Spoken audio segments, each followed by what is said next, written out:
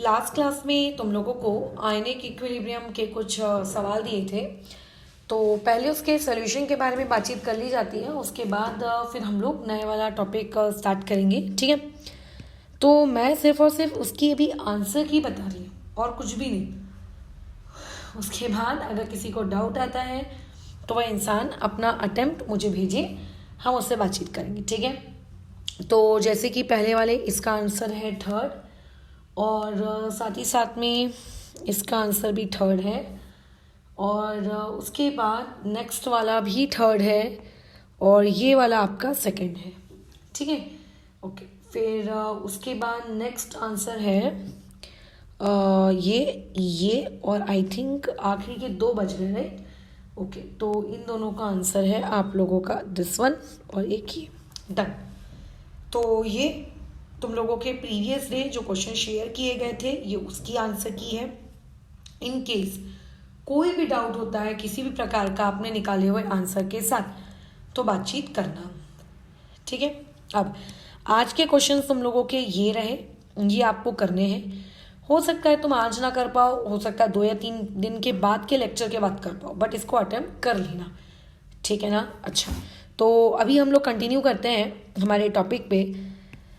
Last class में देखो हमने क्या किया था, एक कंटेनर लिया था, उस एक कंटेनर के अंदर हम लोग एसिड्स को मिक्स करते थे। मतलब एसिड 1 होता था या फिर एसिड नंबर 2 होता था। वैसे मोर देन 1 एसिड्स को आप मिक्स कर सकते हो, और आपके पास जो कंटेनर नंबर 2 था उस कंटेनर नंबर 2 में आप बेस लेते थे और उस बेस के साथ आप क्या करते थे, दूसरे बेस को मिक्स करते थे। इस तरीके की बातचीत होती थी। यानी कि हमने अभी तक कभी भी ऐसा नहीं किया कि आप लोगों ने एसिड और बेस को आपस में मिक्स कर दिया। आप हमेशा एसिड एसिड को मिक्स करते थे या फिर आप बेस बेस को मिक्स करते थे, बराबर यही काम तो करते थे तुम लोग। तो अब मुझको एक बात बताओ, अगर तुम सिर्फ एसिड और एसिड को मिक्स करोगे तो सिचुएशन क्या होगी। आपके पास प्रीवियसली एक कंटेनर रहा होगा, उसके अंदर एसिड नंबर 1 रहता होगा। आपके पास एक कंटेनर नंबर 2 रहा होगा, उसमें आपके पास एसिड नंबर 2 रहता होगा। एसिड नंबर 1 के पास सर्टेन H पॉजिटिव आयंस रहे होंगे, एसिड नंबर 2 में सर्टेन H पॉजिटिव आयंस रहे होंगे। तो अब जब आपने उन दोनों को यहाँ पे मिक्स करके उनका मिक्सचर तैयार कर दिया, तो मिक्सचर बन जाने के बाद जो अभी आपका कंटेनर है उस कंटेनर में ओवरऑल H पॉजिटिव आयंस की जो क्वांटिटी है वो क्वांटिटी प्रीवियस क्वांटिटी के कंपेयर में कितनी हुई होगी, इंक्रीज हुई होगी। मतलब पहले कंटेनर में यदि 10 H प्लस आयंस थे तो अभी जो कंटेनर है उसके अंदर में कितने होंगे, 30 H प्लस आयंस होंगे। क्यों? क्योंकि पहले वाले कंटेनर के H प्लस आयंस में आपके दूसरे वाला कंटेनर के H प्लस आयंस क्या हो चुके हैं, बताओ, वहां पे ऐड हो चुके हैं ना। तो ऑब्वियसली कि वहां पे अब क्या हो जाएगी, क्वांटिटी इंक्रीज हो जाएगी। Same arguments are for the topic of base. तो basically when you mix the solutions of same nature और of same kind, in that case their ions add up together, ठीक है, उनके जो आयंस है वो इंक्रीज हो जाते हैं। बट अगर मान लेते हैं आज की क्लास में हम जो पढ़ने वाले हैं उसमें सिनेरियो कुछ ऐसा नहीं होगा। आपके पास एक कंटेनर है, उसमें आपके पास एसिड होगा और आपके पास एक दूसरे कंटेनर होगा जिसमें आपके पास बेस होगा, ठीक है। मैं अर्हेनियस थ्योरी के अकॉर्डिंग एसिड और बेसिस को इस तरीके से इंडिकेट कर देती हूँ, H positive and OH negative. और उसके बाद मैंने इन दोनों एसिड और बेस को उठाया और इस कंटेनर में ऐड कर दिया। तो जब वो दोनों इंडिविजुअली अलग अलग रखे हुए एसिड और बेस जब उस कंटेनर के अंदर जाएंगे तो कंटेनर के अंदर जाने के बाद वहां पे H पॉजिटिव और OH नेगेटिव आयंस मौजूद होंगे, और वो H प्लस और OH नेगेटिव आयंस अब आपस में ऐड नहीं होंगे, बल्कि वो H पॉजिटिव और आप लोगों के OH नेगेटिव आयंस क्या हो जाएंगे, आपस में एक दूसरे को न्यूट्रलाइज करना शुरू कर देंगे। क्या करना शुरू कर देंगे, एक दूसरे को न्यूट्रलाइज करना शुरू कर देंगे। जैसे अपन इसका केस बना लेते हैं, जैसे कि अपन सीन कंसिडर करते हैं। सीन कुछ ऐसा नहीं हो सकता कि मानकर चलो कि आपके पास पहले H पॉजिटिव की जो क्वांटिटी है वो क्वांटिटी हुआ करती थी 30, और आपके पास जो OH नेगेटिव है उस OH नेगेटिव की क्वांटिटी है लेट से 50। तो जब आपने इन दोनों स्पीशीज को इस कंटेनर में ऐड किया तो अब उस कंटेनर के अंदर में क्या होगा, क्या उस कंटेनर के अंदर में 30 H पॉजिटिव आयंस होंगे? नहीं। क्या उस कंटेनर के अंदर में आपके 50 OH नेगेटिव आयंस होंगे? नहीं। अब उस कंटेनर के अंदर में आपके पास 20 OH नेगेटिव आयंस होंगे और 30 H2O के मॉलिक्यूल्स होंगे। क्यों? क्योंकि इन 50 OH नेगेटिव आयंस में से जो आपके 20 OH नेगेटिव आयंस थे, उन 20 OH नेगेटिव आयंस ने बोलो क्या कर लिया, उनमें से 20 OH नेगेटिव आयंस ने आप लोगों के 30 OH नेगेटिव आयंस ने 30 H पॉजिटिव आयंस के साथ क्या कर लिया, खुद को कंबाइन कर लिया और वहां पे न्यूट्रलाइजेशन रिएक्शन करवा दी। समझ में आ रही बात? ये वहां पे काम हुआ है। तो ऐसे में अब हुआ क्या कि जो सोल्यूशन था उस सोल्यूशन में ओवरऑल अब बचे क्या, OH नेगेटिव आयंस बच गए। इसकी वजह से आपका जो सोल्यूशन है वो कैसा होगा, रिजल्टली बेसिक होगा।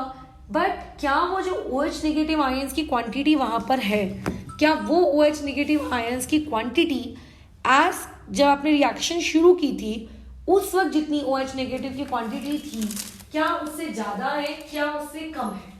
तो कोई भी बता देगा कि जब हमने रिएक्शन शुरू की थी तो हमारे पास 50 OH नेगेटिव आयंस थे और अब हमारे पास 30 OH नेगेटिव आयंस हैं।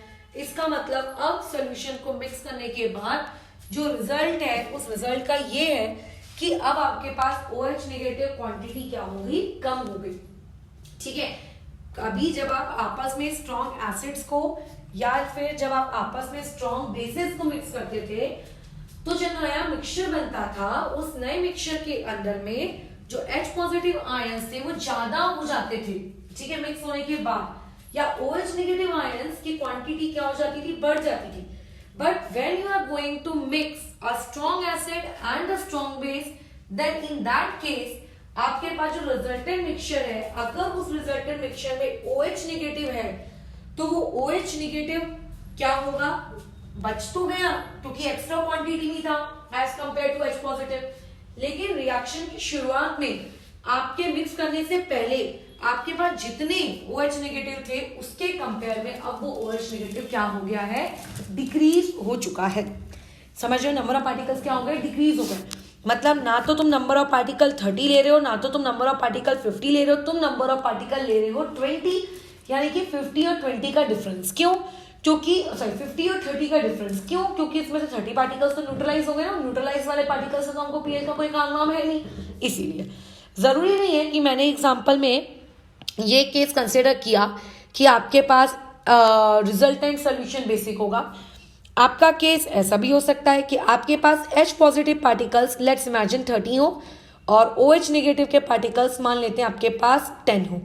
तो ऐसे केस में जब आप इन्हें कंटेनर में ऐड करेंगे, जब ये आपस में मिक्स होंगे तो इनके ऐड करने से या फिर इनके मिक्स करने से होगा क्या, इनके ऐड करने से या फिर इनके मिक्स करने से आपके पास रिजल्टेंट क्या हो जाएगा, आपके पास 10 H2O के मॉलिक्यूल्स होंगे और कंटेनर में 20 H पॉजिटिव पार्टिकल्स बच जाएंगे।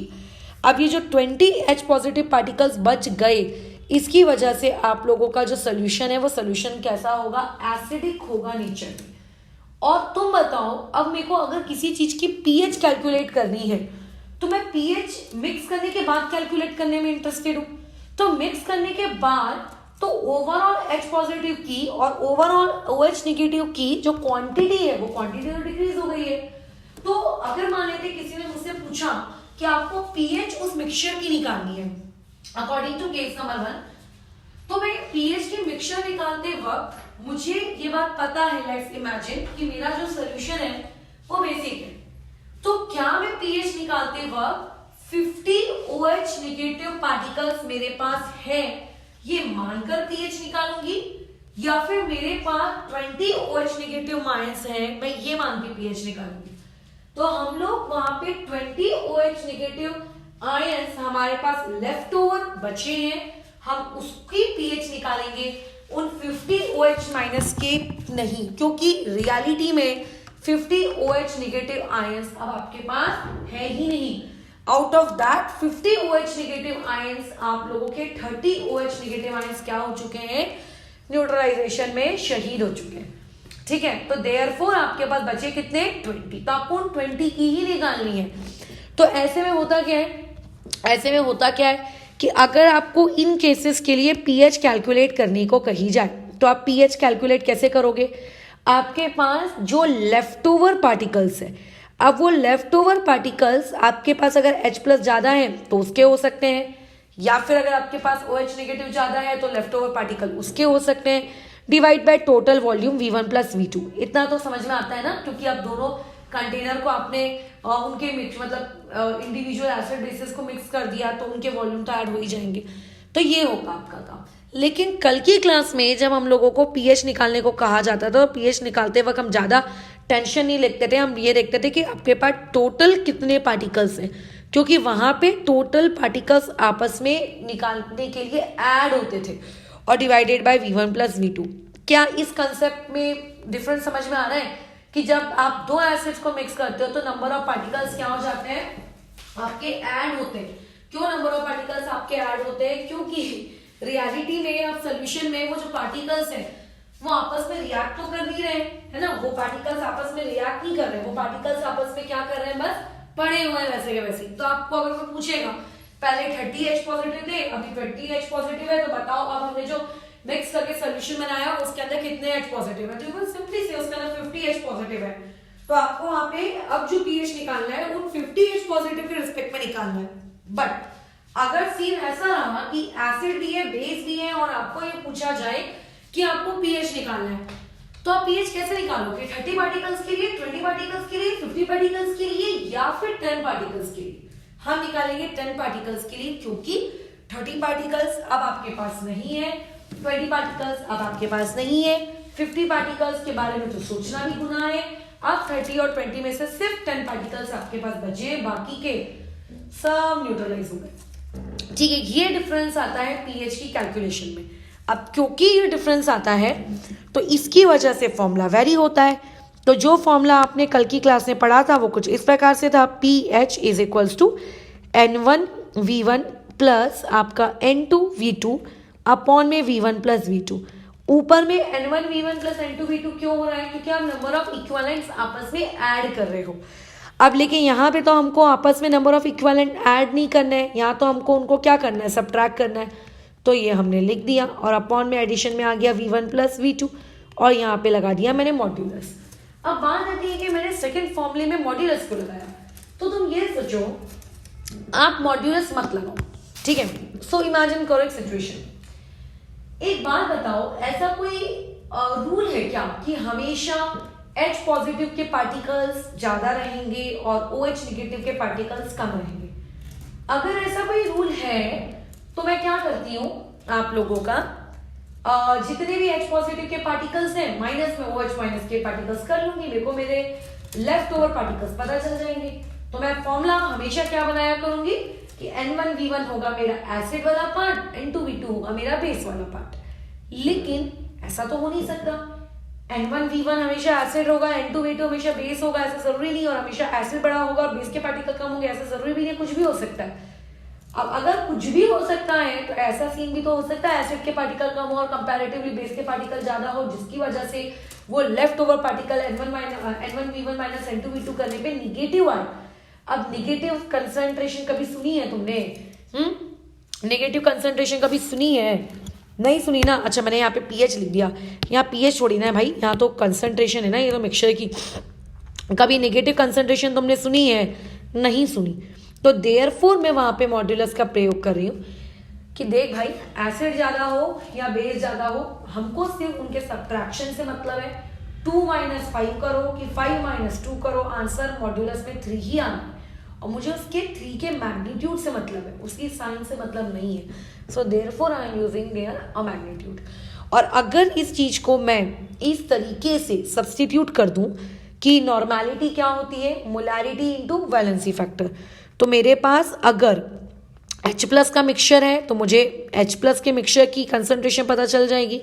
अगर मेरे पास OH नेगेटिव है मेरे सोल्यूशन में तो मुझे OH नेगेटिव के सोल्यूशन का आंसर मिल जाएगा, है ना। और यहाँ से आएगा M1 इंटू वैलेंसी फैक्टर 1, ठीक है, इंटू में ये आपका वॉल्यूम 1, प्लस ये आ जाएगा M2 इंटू में वैलेंसी फैक्टर 2 और इंटू में वॉल्यूम नंबर 2, और अपॉन में ये चीज़ कितनी आ जाएगी? V1 plus V2। खत्म। ये कब, जब हम लोग इस सीन के अकॉर्डिंग चलते थे ऐड होता था। अब लेकिन आप लोगों को तो क्या करना है, सबट्रैक्ट करना है। क्यों? क्योंकि आप एसिड और बेस को मिक्स कर रहे हो, तो यहाँ पे इतना फर्क पड़ेगा कि बीच में ये माइनस का साइन रहेगा और यहाँ पे हम लोग किसका प्रयोग करेंगे, मॉड्यूलस का। ठीक है, तो दोनों में से कोई भी फॉर्मूले का आप प्रयोग कर लीजिए, आपको आंसर मिल जाएगा। अगर नॉर्मैलिटी दी है तो अच्छी बात है, नॉर्मैलिटी का प्रयोग करिए, मोलैरिटी दी है तो मोलैरिटी का प्रयोग करिए। अब एक क्वेश्चन करते हैं, तो आ जाते हैं इस क्वेश्चन के तरफ। यहाँ पे पहले उठाकर उस क्वेश्चन को ले आते हैं। देखो, इस क्वेश्चन में दो चीज़ों के बारे में बात की जा रही है। एक बात की जा रही है आपके बेरियम हाइड्रोक्साइड की, एक हाइड्रोक्लोरिक एसिड की और वाटर की।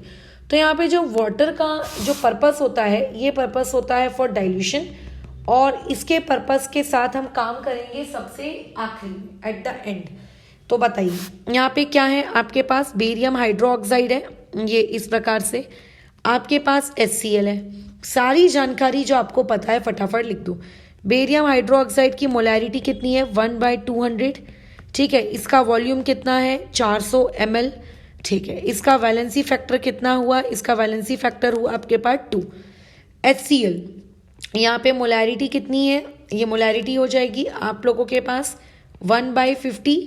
यहाँ पे इसका वॉल्यूम हो जाएगा 400 ml और यहाँ पे इसका वैलेंसी फैक्टर हो जाएगा 1।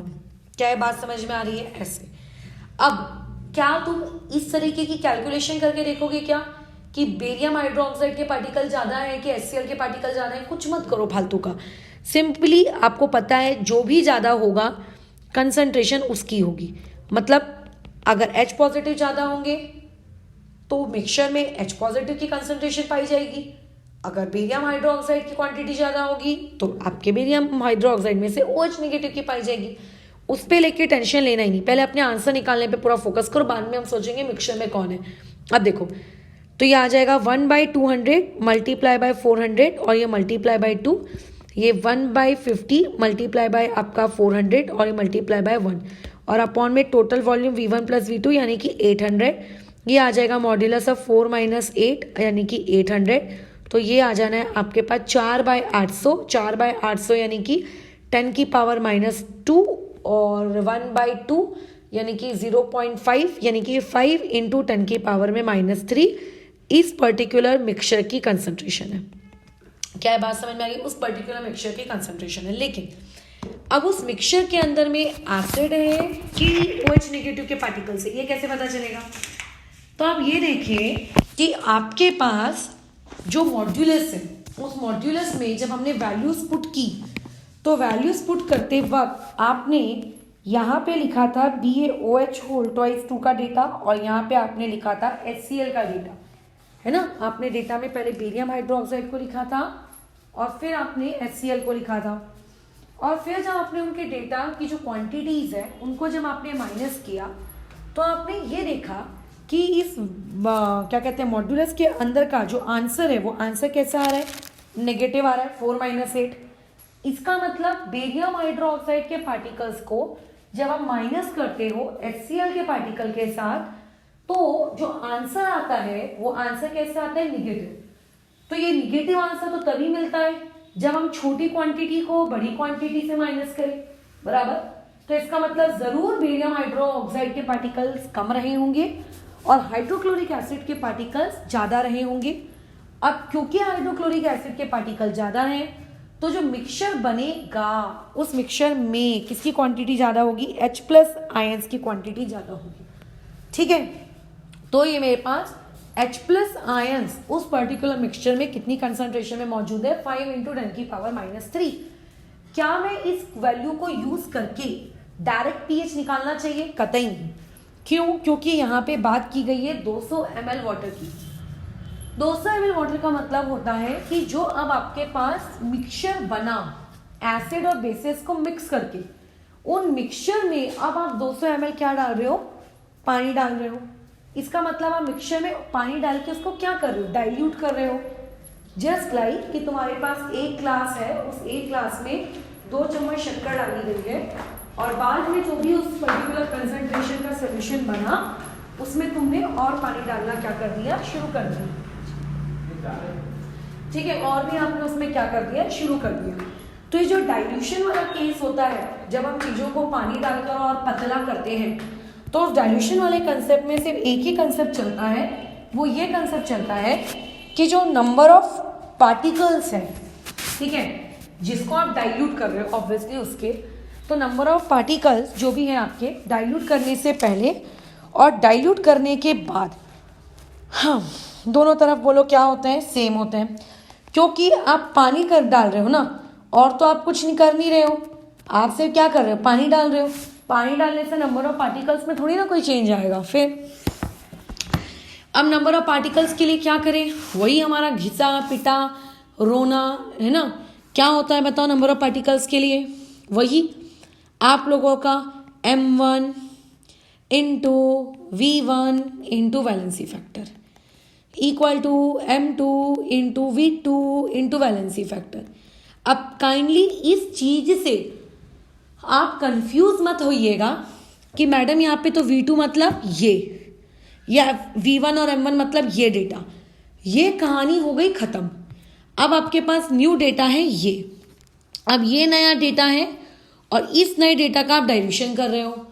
तो क्योंकि आप इस डेटा का डाइल्यूशन कर रहे हो, यानी कि m1 आपके पास है 5 इंटू 10 की पावर -3, जिसका डाइल्यूशन कर रहे हो ना उसको m1 के जैसे ट्रीट करो, इंटू वॉल्यूम। जब आप डाइल्यूशन करने के थे तो उसका वॉल्यूम कितना था, 800 ml बराबर। अच्छा, लेकिन जब आपने डाइल्यूशन कर लिया तो डाइल्यूशन करने के बाद उसकी कंसंट्रेशन तो वेरी करेगी। चलो कर ली, वॉल्यूम अब कितना हो गया, पहले 800 ml था, 200 ml डाले तो अभी कितना हो गया आपका 1000 ml।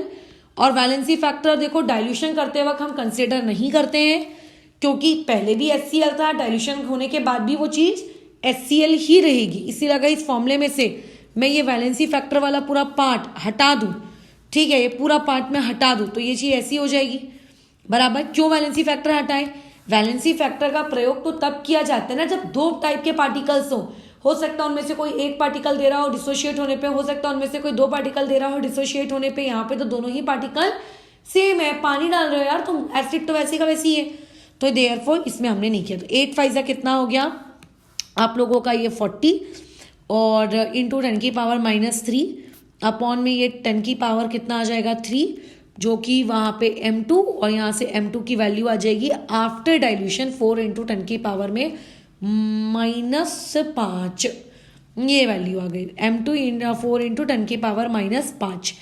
अब ये जो वैल्यू आई है, क्या ये वैल्यू से मैं pH निकाल लूँ, क्या ये जो मैंने इतनी मेहनत करके कंसंट्रेशन कैलकुलेट किया है, पहले मिक्सचर का फिर उस मिक्सचर को डाइल्यूट किए हुए पार्ट का, क्या इससे हम लोग डायरेक्ट पीएच निकाल लें? नहीं निकालना, इससे आप डायरेक्ट पीएच नहीं निकालोगे। क्यों नहीं निकालोगे इससे डायरेक्ट पीएच, बताओ जरा। अरे डायरेक्ट पीएच निकालने से पहले आप ये सोचना हमेशा 100 बार, क्या वाटर को हमें इग्नोर करना है कि वाटर को हमें एक्सेप्ट करना है, वाटर को हमें इग्नोर करना है कि वाटर को हमें एक्सेप्ट करना है। पहले आप ये सोचना वाटर को इग्नोर करोगे कि वाटर को एक्सेप्ट करोगे, ये सोचना। तो वो तो अब सोचना पड़ेगा, ठीक है, देखते हैं कि वाटर को इग्नोर करना है कि वाटर को एक्सेप्ट करना है। तो जब हम गए देख रहे कि वाटर को इग्नोर करें कि वाटर को एक्सेप्ट करें, तो हमने ये पाया कि जब जब किसी भी एसिड या बेस की कंसंट्रेशन 10 की पावर -6 से छोटी होती है, मतलब 10 की पावर -6 से छोटी होती है, तब वाटर को क्या किया जाता है, कंसीडर किया जाता है। और अगर मान लेते हैं ये वैल्यू कंसंट्रेशन की आपकी बड़ी आ जाए 10 की पावर -6 से, तो ऐसे केस में वाटर को क्या किया जाता है, इग्नोर।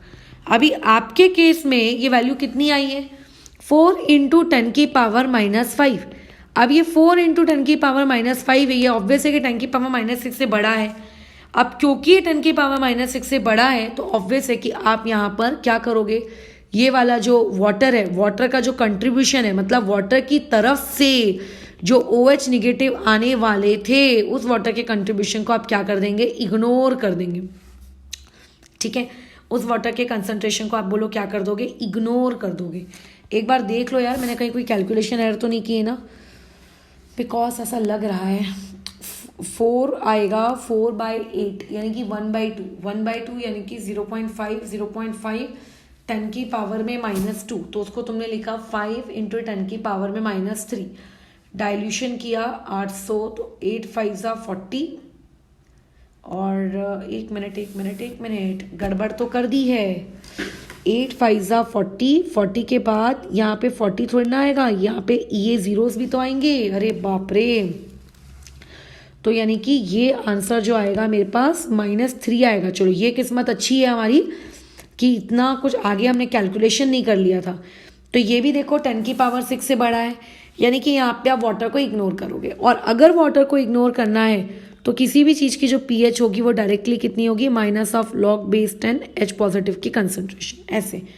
ठीक है, अब ये log-10, अच्छा H पॉजिटिव की कंसंट्रेशन की जगह क्या पुट करेंगे, ये वाली वैल्यू 4 × 10 की पावर -3। लॉग की प्रॉपर्टी लगा लोगे, इतना तो मैं उम्मीद करती हूँ। कितनी लॉग की प्रॉपर्टी आपको लगानी आती होगी, ठीक है। नहीं आती तो पूछ लेना, तुम्हारा ही फायदा है। -3 - 2 log 2 ये आ जाएगा। तो अगर तुम इसको सब्ट्रैक्ट वब्ट्रैक्ट करोगे तो यहाँ से pH की वैल्यू आ जाएगी अप्रॉक्सीमेटली 2.4। तो देखो ऐसे करते हैं।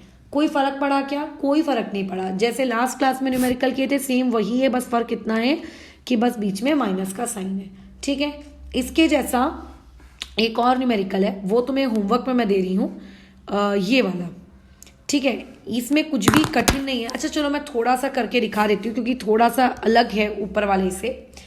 आपको रिजल्टेंट pH निकालनी है। ठीक है, आप एक्वस, एक HCl की बात हो रही है एक NaOH की, तो ये HCl वर्सेस NaOH। जो HCl है उसका वैलेंसी फैक्टर आपके पास कितना है, 1, और जो NaOH है उसका वैलेंसी फैक्टर है 1। HCl का जो वॉल्यूम है वो आपको दिया हुआ है 150 ml, और जो वॉल्यूम नंबर 2 है वो आपको दिया है 350 ml। ठीक है, जो आपके पास HCl है उस HCl का जो pH है वो कितना दिया हुआ है 2, और यहाँ पे इसका जो HCl है या इसका जो pH है वो कितना दिया हुआ है 12। pH से मैं क्या करूँगी, मुझे तो N1V1 चाहिए। N1 यानी कि नॉर्मेलिटी, या तो कम से कम चलो भाई मोलैरिटी दे दे। तो इस pH से ना हम उसकी क्या कैलकुलेट करेंगे, मोलैरिटी कैलकुलेट करेंगे। क्या होती है pH भैया, pH होता है -log-10 H पॉजिटिव का कंसंट्रेशन, क्योंकि pH गिवन है। अब ये कितना दिया है 2, इसको -2 लिख दो। अच्छा, equals to log-10 H positive की कंसंट्रेशन।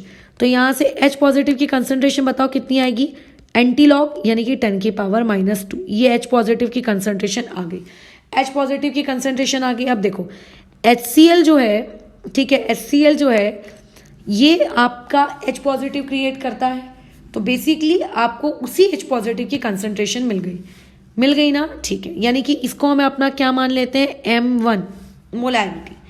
अब यहाँ पे pH बराबर 12 है, लेकिन डेटा आपका NaOH का दिया है, तो उससे घबराना नहीं है। आपको जो डेटा दिया है आप उसी डेटा के अकॉर्डिंग, जैसे pH अगर दिया है तो यहाँ ब्रैकेट में आपको H पॉजिटिव ही पुट करना है। ये मत सोचना कि NaOH तो अपने अंदर से OH देता है तो फिर मैं यहाँ पे H पॉजिटिव क्यों पुट करूँ, उतना दिमाग लगाने का ही नहीं। और ये यहाँ से तुम्हारे पास किसकी कंसंट्रेशन आ जाएगी, H पॉजिटिव की कंसंट्रेशन आ जाएगी।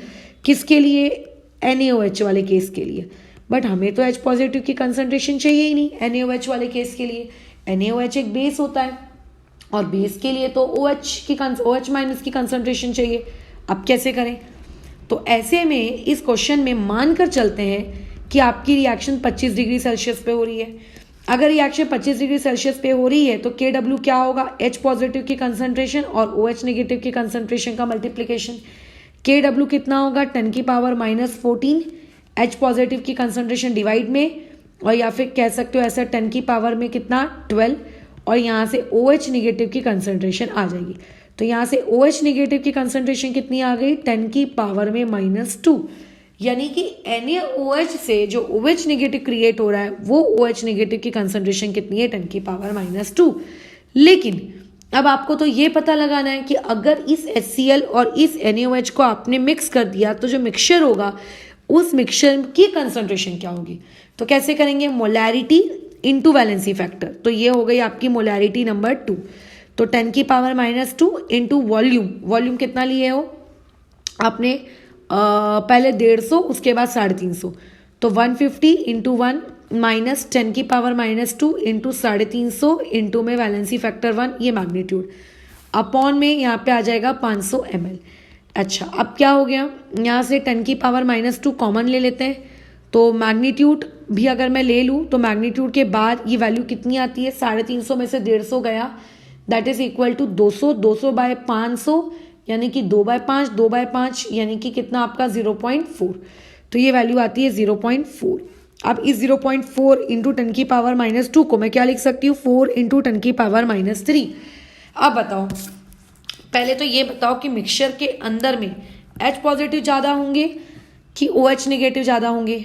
अब जब आप इस क्वांटिटी को इस पर्टिकुलर क्वांटिटी से माइनस करोगे तो ये क्वांटिटी बड़ी है, ठीक है, और ये वाली क्वांटिटी जो आपके सामने लिखी है छोटी है, तो बड़ी क्वांटिटी कौन हुई, जो पीछे लिखी हुई है, तो बड़ी बड़ी बड़ी वाली कौन सी थी, NaOH थी। यानी कि आपके पास जो मिक्सचर है उसके अंदर OH नेगेटिव माइनस आयंस है, और उन OH नेगेटिव माइनस आयंस की कंसंट्रेशन कितनी आ रही है आपके पास, इतनी निकल कर आ रही है। क्या है, बात गई पेट में। अब क्या यहाँ पे क्वेश्चन में डाइल्यूशन करने को बोला है, नहीं करने को बोला है, बढ़िया। अब लेकिन डाइल्यूशन करने को नहीं बोला है, इट डजंट मीन्स कि तुम ये नहीं सोचोगे कि वाटर को इग्नोर करना है कि वाटर को इग्नोर नहीं करना। सिंपल सा लॉजिक है, जब भी किसी एसिड की या जब भी किसी आपके बेस की कंसंट्रेशन की वैल्यू 10 की पावर -6 से बड़ी होती है तो हम लोग वाटर जैसी चीज़ को क्या कर देते हैं, इग्नोर कर देते हैं, उसके इफेक्ट को हम कंसिडर नहीं करते। यहाँ पे आप लोगों के पास में क्या दिया हुआ है, बताओ जरा मुझे, कहाँ चला गया, अरे यार ये वैल्यूज़ कहाँ गई, अच्छा ये नीचे है। यहाँ साफ साफ दिया हुआ है कि एज आपके पास H पॉजिटिव की जो कंसंट्रेशन है वो कितनी है, सॉरी OH नेगेटिव की जो कंसंट्रेशन है वो कितनी है, वो है 4 इंटू 10 की पावर -3, और जो कि एक बड़ी क्वांटिटी है 10 की पावर -6 से। देयरफॉर इस पर्टिकुलर क्वेश्चन में आप वाटर को क्या कर दोगे, इग्नोर। अब अगर वाटर इग्नोर हो गया तो अब यहाँ पे अगर आपको POH निकालना है, जो कि OH नेगेटिव की कंसंट्रेशन दी है ना, तो अगर आपको POH निकालना है तो POH निकालने के लिए क्या करना है, minus of log base 10 OH negative की वैल्यू यानी कि 4 इंटू 10 की पावर -3 और इक्वल टू माइनस ऑफ यहाँ पे कितना आ जाएगा आप लोगों का, यहाँ पे +3 और वही ऊपर वाला काम -2 log 2, तो ये तो मुझे रट सा गया है, this will be equivalent to 2.4। तो ये मेरे पास POH की वैल्यू आएगी। बट अब मुझे POH में इंटरेस्ट नहीं है, मुझे तो pH में इंटरेस्ट है। तो pH की वैल्यू को फिर तुम कैसे कैलकुलेट करोगे, तो pH को वैल्यू कैलकुलेट करने के लिए थोड़ी बहुत खोपड़ी चलानी पड़ेगी। मान लो कि टेम्परेचर कितना दिया है 25 डिग्री सेल्सियस, क्योंकि और तो कोई टेम्परेचर है नहीं, तो pH प्लस POH ये कितना होता है 14।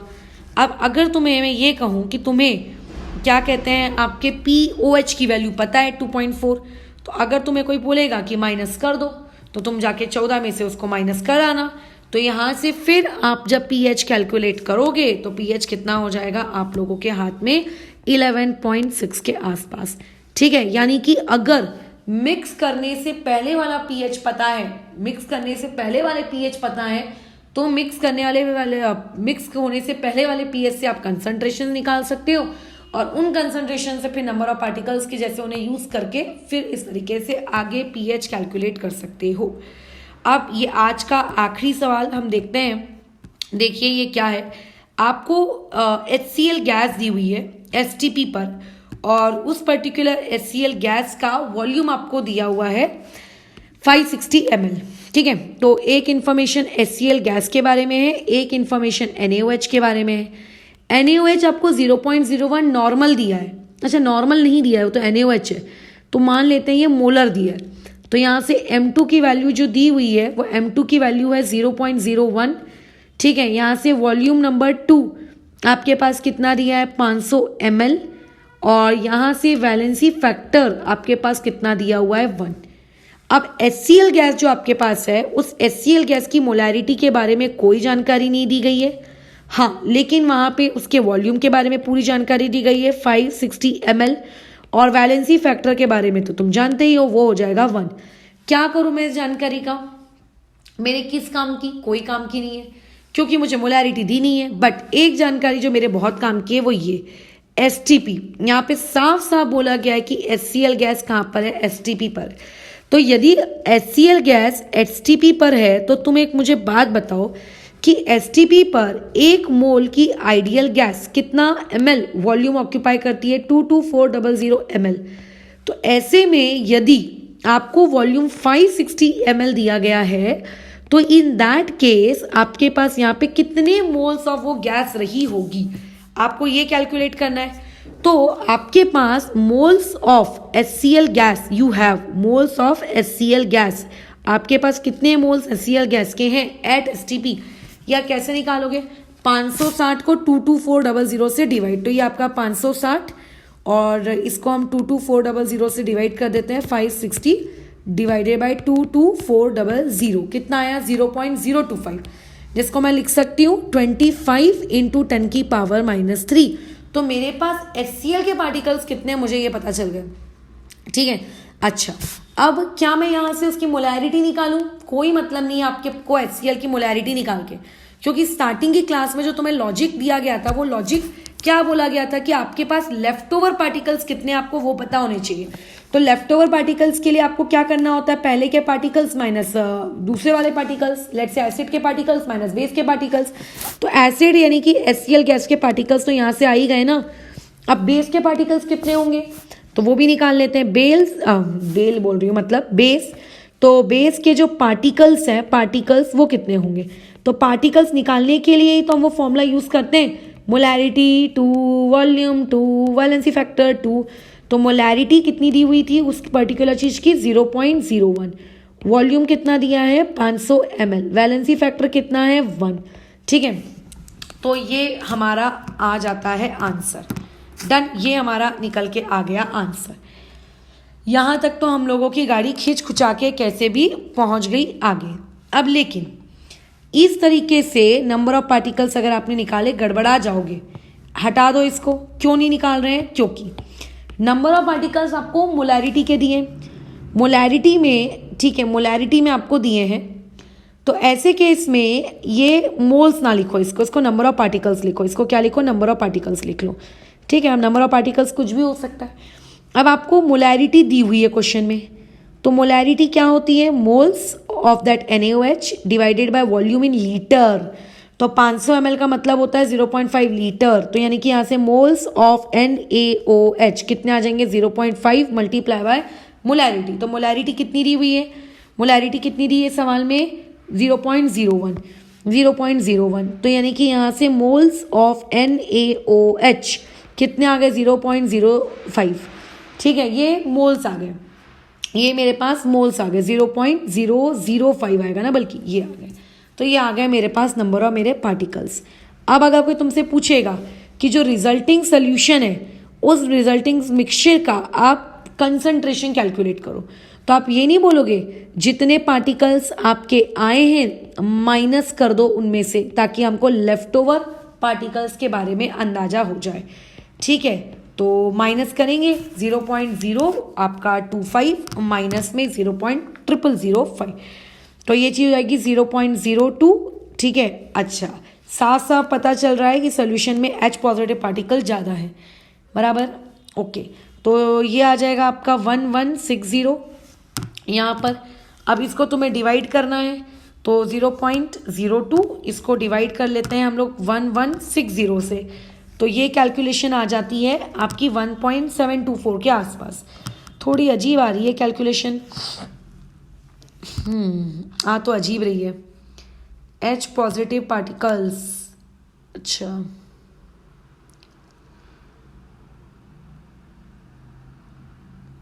हाँ ठीक है। तो यहाँ से जो H पॉजिटिव के पार्टिकल्स हैं वो इतने आ गए। अच्छा, अब देखो इसमें ना एक गड़बड़ी है इस सवाल में, मतलब मेरे से गड़बड़ बता रही हूँ। देखो इस पार्टिकल्स की वैल्यू को निकालते वक्त आपने वॉल्यूम किस में रखा था, आपने लीटर में रखा था, है ना। तो ऑब्वियसली अभी जो नीचे वाला तुम वॉल्यूम यूज करोगे ये भी तुम्हें किस में यूज करना चाहिए, लीटर, क्योंकि हमने बहुत ही सिंपल सी चीज पढ़ी है। अगर आपके पास न्यूमरेटर में लीटर है तो डिनोमिनेटर में भी लीटर रखो, नहीं है तो फिर मत रखो। तो यहाँ से जो भी है आप इसका क्वांटिटी को लीटर में कन्वर्ट कर लो, तो ये 1.1 के आसपास आ जाएगा, ठीक है, तो ये आ गया 2/11 16, यानी कि 1/58। ठीक है, ये आपके पास वैल्यू है आपके H पॉजिटिव आयंस के कंसंट्रेशन की। अब यहाँ से तुम वैल्यू को कैलकुलेट कर लो और pH फिर तुम्हारे हाथों में आ गया। Minus of log base 10 H positive की कंसंट्रेशन यानी कि 1/58, फिर यानी कि माइनस ऑफ लॉग बेस 10 और ये 58। अरे बाप रे, ठीक है, माइनस हट जाएगा क्योंकि हमने लॉग की प्रॉपर्टी लगा ली। लॉग के आगे अगर माइनस दिख रहा है आपको तो आप उस चीज़ को आगे कर सकते हो। तो इसकी pH आएगी 1.676 के आसपास। तो this is your final answer. यहाँ से आप pH अपनी कैलकुलेट करके अपने घर ले गए। ठीक है, तो इस तरीके से जब एक स्ट्रॉन्ग एसिड और स्ट्रॉन्ग बेस को मिक्स करते हैं तो क्या होगा वो हमने पढ़ लिया। ऐसा भी सीन हो सकता है कि आपने किसी स्ट्रॉन्ग बेस के साथ वीक एसिड को मिक्स कर दिया, या फिर आपने वीक बेस को मिक्स कर दिया स्ट्रॉन्ग एसिड के साथ।